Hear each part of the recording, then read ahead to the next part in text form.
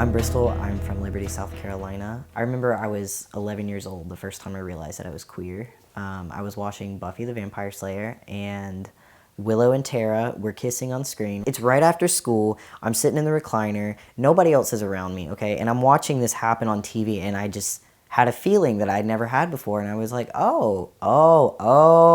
And then I proceeded to keep that to myself for 2 months, did not tell a single soul until I finally did. And I reached out to this girl, and I started talking to people about it more. Didn't really do anything about it until one night. It was like a Friday night. I went to the skating rink. There was this girl, and we went into this very sketchy bathroom, and that is where I had my first kiss by a girl, and I felt like electricity run through my body, and I was like, this is what was supposed to feel like the whole time. I knew very early that I was attracted to women, and for the sake of saving face, growing up in a Southern Baptist home, I tried to convince myself that I was still attracted to men. So I would date guys periodically. Like, I would date a girl, and then that wouldn't work out, and then I would try to date a guy, because I felt like the reason my life was awful, the reason like I had so much trauma, is because God hated me because I was queer. As I grew into this identity as a queer woman, as somebody who identified as a lesbian, there were definitely instances where I remember looking back and thinking,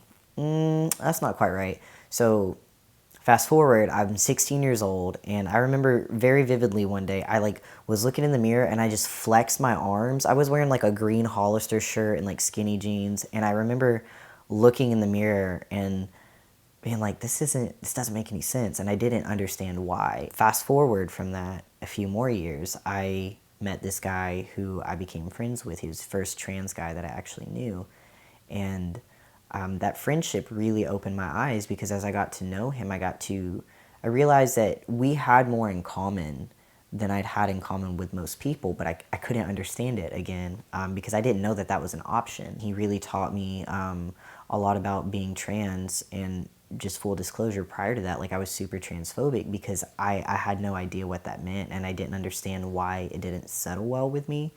But later I realized that like that transphobia in me was just me rejecting that part of myself, and it was probably 3 or 4 years later when it finally hit me. So I'm in my bedroom, and I'm playing video games, right? Pause a video game, and I like look at my phone, and my friend, the same trans guy that I've been friends with for a long time, he sent me this music video, and in the music video, there's this trans guy who is like binding his chest and shaving his head, and he goes downstairs to this family dinner, and his family just gets really upset with him, and they really like take it out on him, especially the dad, I remember. And in the video, the guy like runs outside and is like running away from his family, but he's embracing himself. And I just remember sitting in my bed, like ugly crying into a pillow, because I realized that this resonated with me. Like, this was my story, and I'd never seen my story. It felt like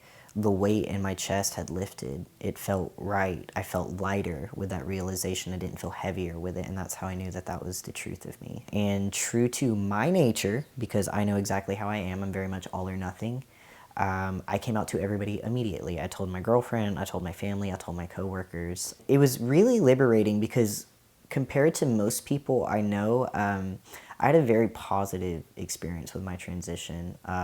People are very supportive here. My friends were supportive. My family came around. My 83-year-old grandmother uses my pronouns correctly. So it's really been an interesting journey to go from thinking of myself as a queer woman to recognizing myself as a trans man, and not just recognizing myself as a trans man, but to follow through with that. Choosing your authenticity is only going to lead you to being more of yourself. At a certain point, nobody gets to tell you who you are anymore. You get to tell people who you are. And even if nobody else chooses you, like, you deserve that from yourself. You deserve to choose yourself, because if nobody else is going to do it, you have to do it.